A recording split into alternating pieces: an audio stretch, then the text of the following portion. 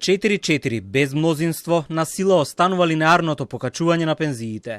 Владината одлука засега продолжува да важи наспроти иницијативата до Уставниот суд за укинување на линеарниот модел.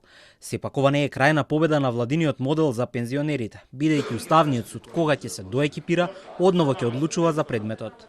Во однос на пензиите, Уставниот суд не донесе одлука.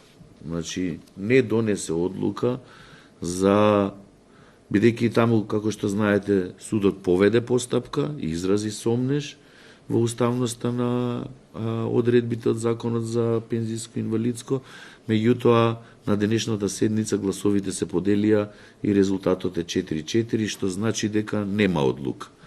Таа одлука ќе чека доаѓањето на нови судии. Знаете дека Уставниот суд работи со еден судија помалку.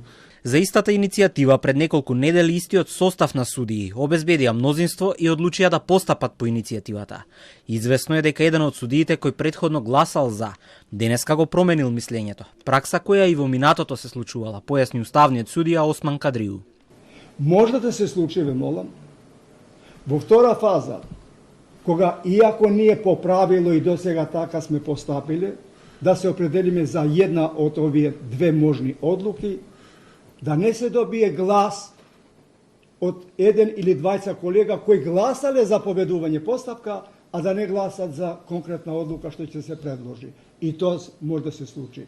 Важна одлука за судиите од седницата на Уставен е дека судот со денешната одлука нема да ги зголеми платите, туку ќе спречи нивно постојано намалување.